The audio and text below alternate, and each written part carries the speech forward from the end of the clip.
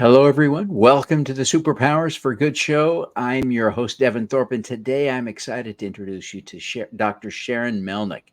She is a coach, an executive coach, a life coach, and she helps women especially lean into their power. She's author of the book In Your Power, and this is going to be a really important discussion for everyone who wants to achieve more in life, but I think especially for women in our audience. Sharon, welcome to the show. We're thrilled to have you. So happy to be here. Thank you, Devin. Well, the pleasure and privilege is all ours. Why don't you give us a quick overview of your book and how that fits into your practice? Sure. The book is called In Your Power: React Less, Regain Control, Raise Others. And this is a book for anyone who has felt as you go throughout your day that you just don't feel seen, heard, or able to make the impact that you are here for. You might find yourself blaming or resentful or spinning and stuck whether to stay or to go. And it just doesn't feel like the world in your personal world or around you is kind of going in the direction that you think it should.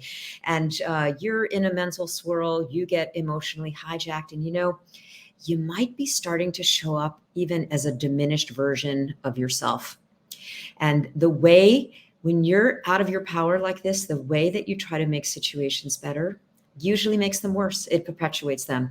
So this book is about how to be in your power, because the moment you step into your power, you shift the power dynamic in any situation. And you are able to kind of get the outcomes that you want, but not only that, but to make it better for everyone around you. Yeah, that's amazing. I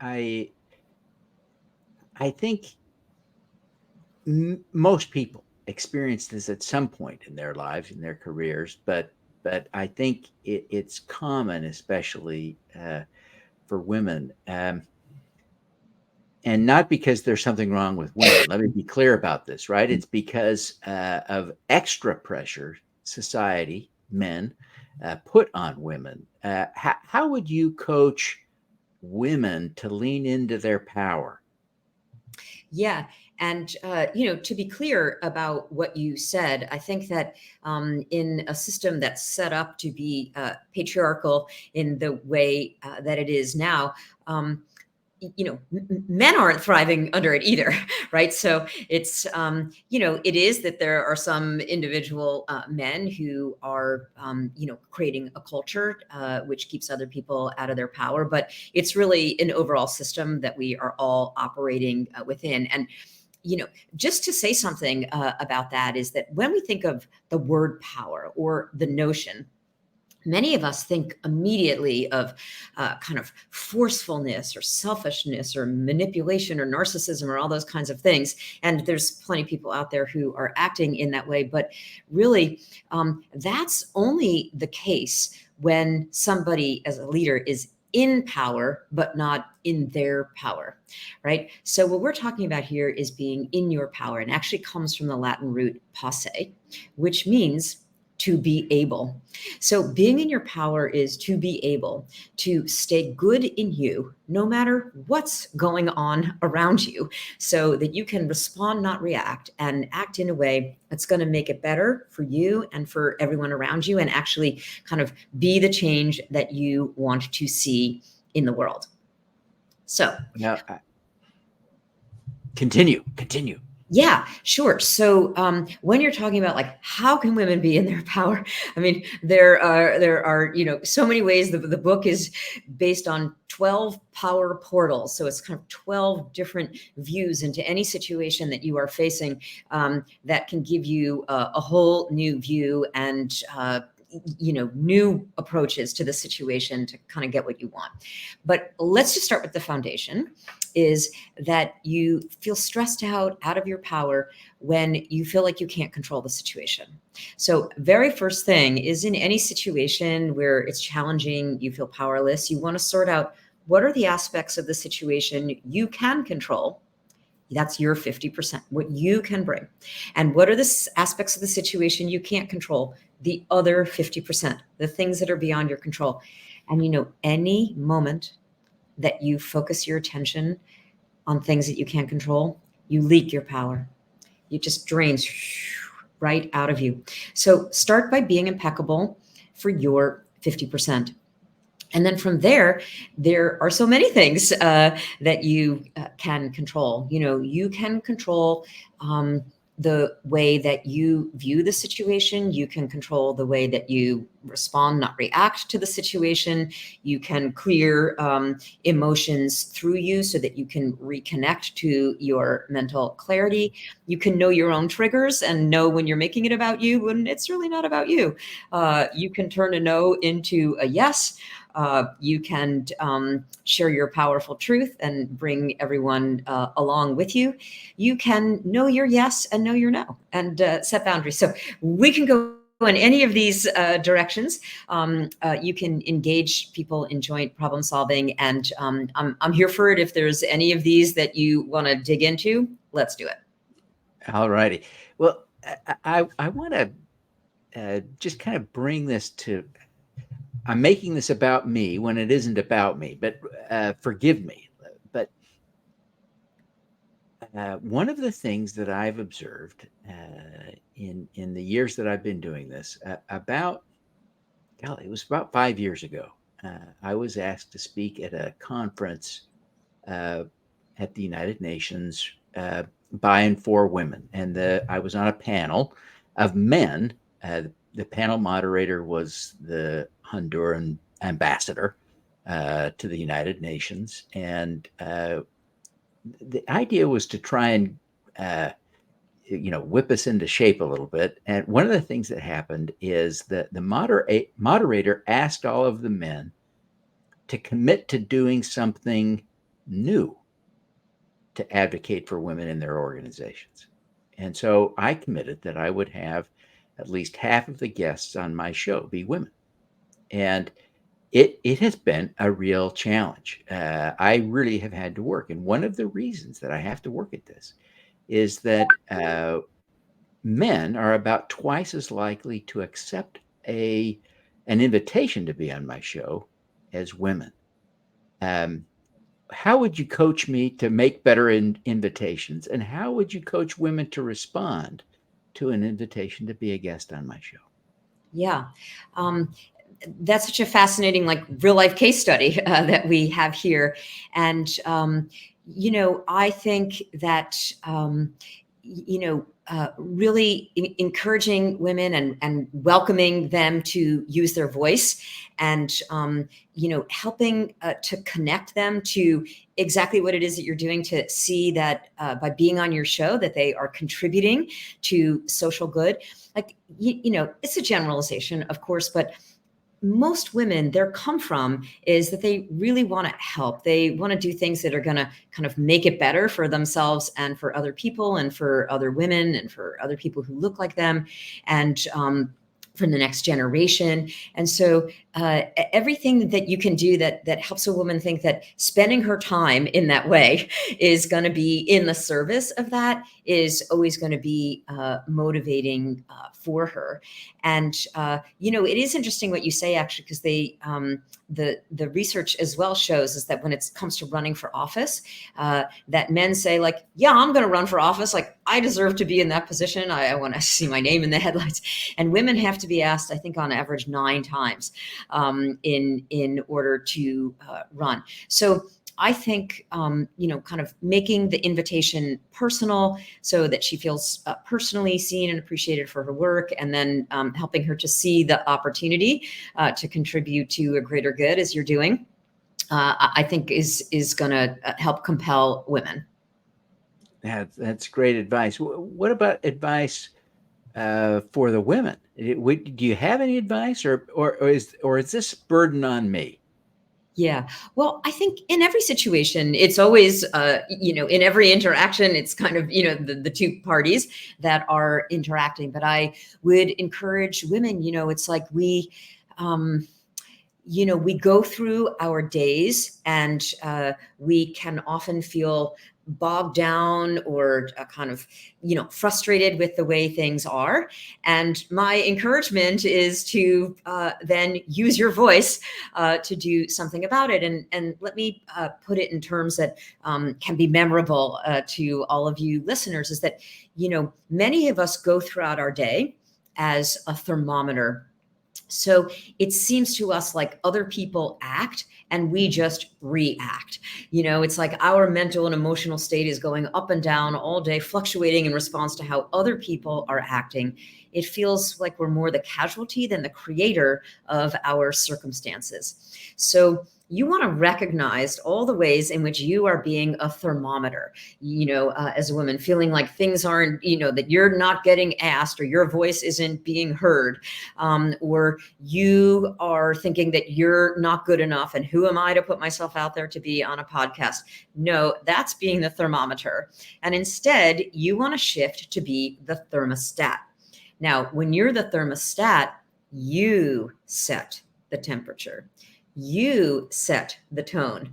You bring forth your message and help people to see it the way that you see it, or you think would be more helpful for them to see it. When you're the thermometer, you have sovereignty. You decide how to view yourself. You think that you are enough. You shift your question from who am I to put myself out there and imposter syndrome, and instead ask yourself the question, who will this benefit? Who could hear my message and what me and my company or my community is up to and be inspired? Or how can I get this message across to people who can be a part of my movement? So you want to shift from being the thermometer to being the thermostat. That's what it looks like to be in your power. And when a woman is in her power, she raises everyone around her. So use being on podcasts, speaking up, all of these as opportunities for you to create the change that you want to see in the world. Fantastic. Well, I think that's great advice. So thank you. I really appreciate you sharing that. Of course, it's not my place to tell women how to be better women, but I appreciate you taking the time to guide me and to share some of your insights with the women in the audience. Listen, I'm really excited. We're going to take a short break now, but we're here with Dr. Sharon Melnick, who is the author of In Your Power, an executive coach who's worked with some of the top executives in the country. And we'll be right back with her in just a minute to talk about her superpower. Learn how to make money with your crowdfund investing at the September Super Crowd Hour webinar. Drawing on decades of finance experience, I'll teach you how to make money, not just a difference. You will increase your impact by increasing your financial returns. Register today at thesupercrowd.com.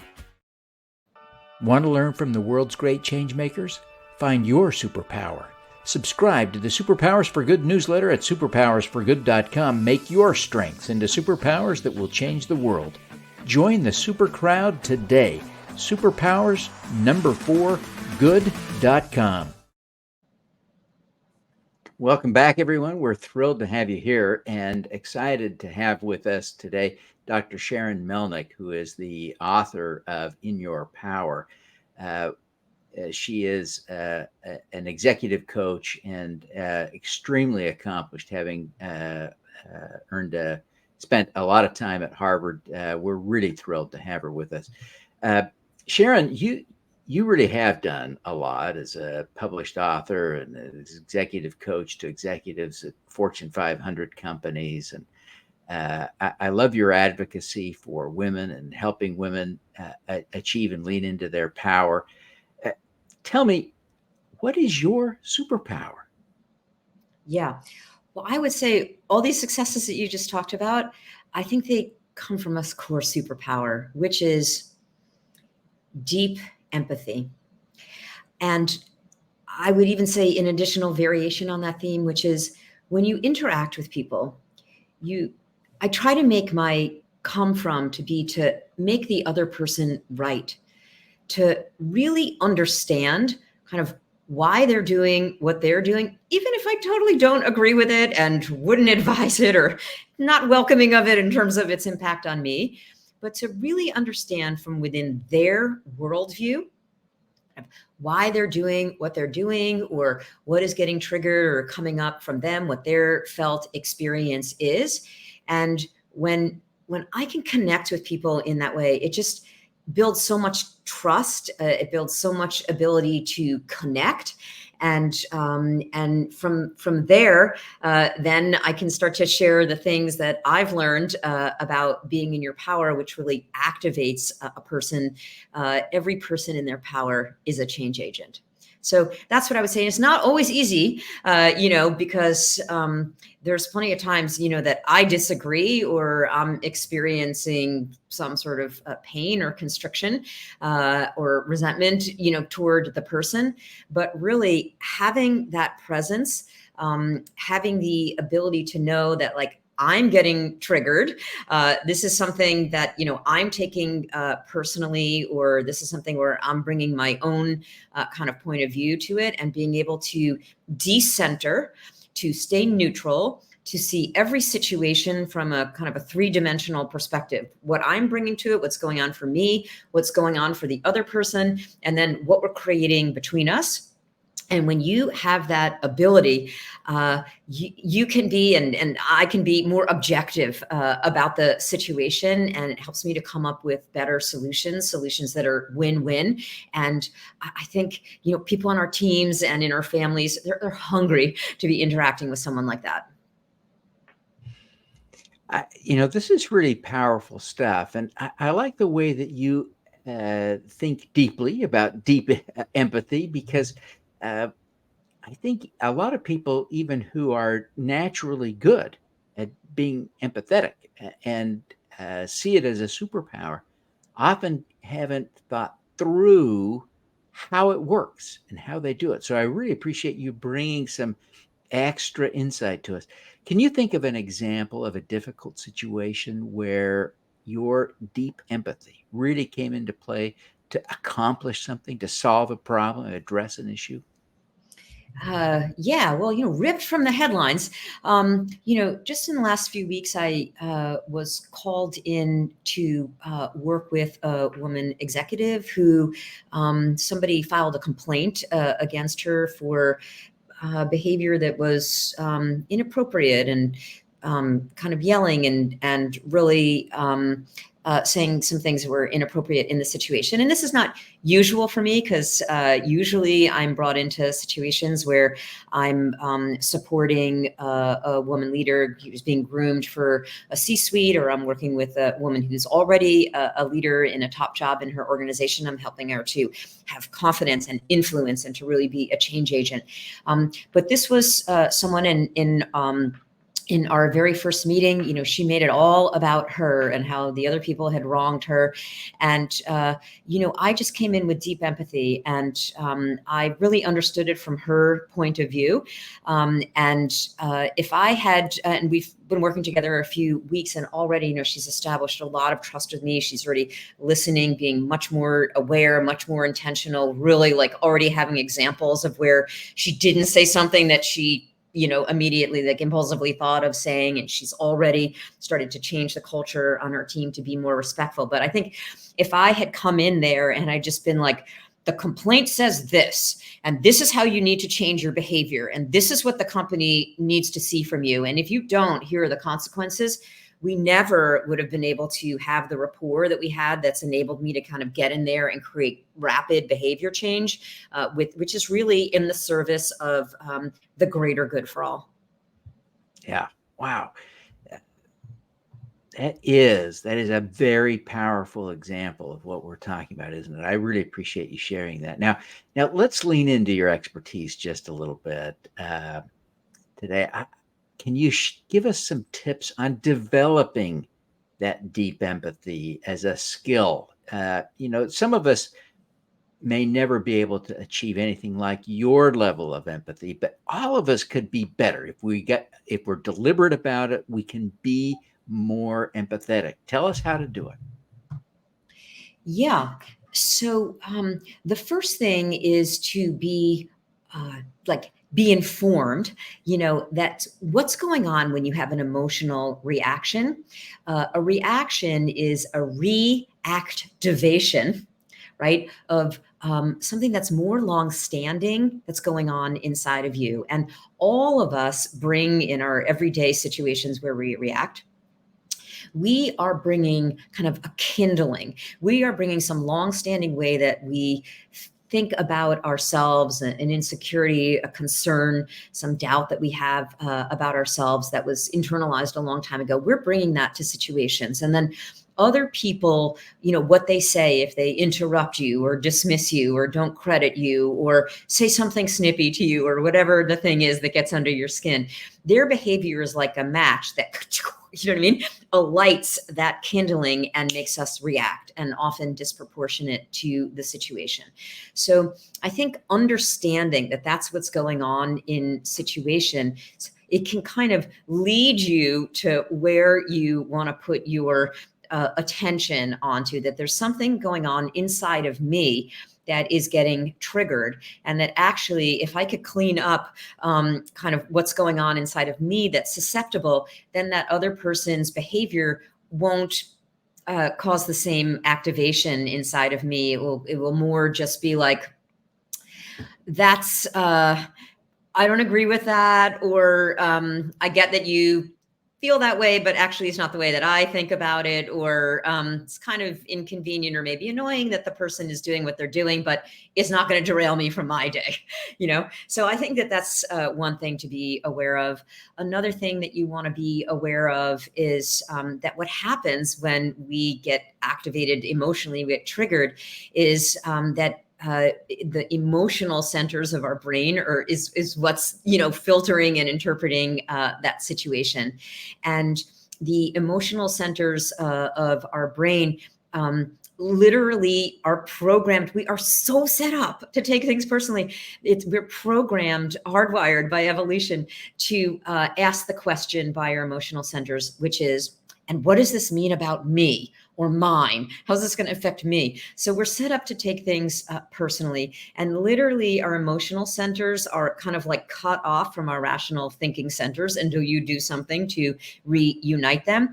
So it's just helpful to remember that, like, okay, I'm seeing this from an emotional lens, that I'm not actually seeing the situation objectively. I'm not seeing that context. I'm not seeing that overall three-dimensional perspective. So let me do something to get back good in me.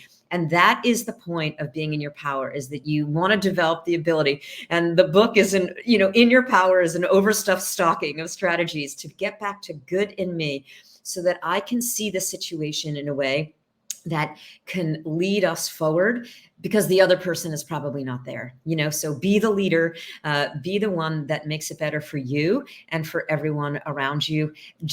You're going to be a magnet for people. Everyone wants to be around that calm and steady presence, and who makes it better and gives them permission to be who they want to be. So those are some starts. And like I said, there's several chapters in your power book. You can go deeper.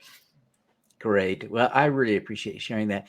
Sharon, you're just great, and we're really thrilled to have had you. We have just a minute left. Will you take a few seconds to tell us how people can track down your book, how they can connect with you if they're interested in coaching, and how they might be in touch or follow you on social media?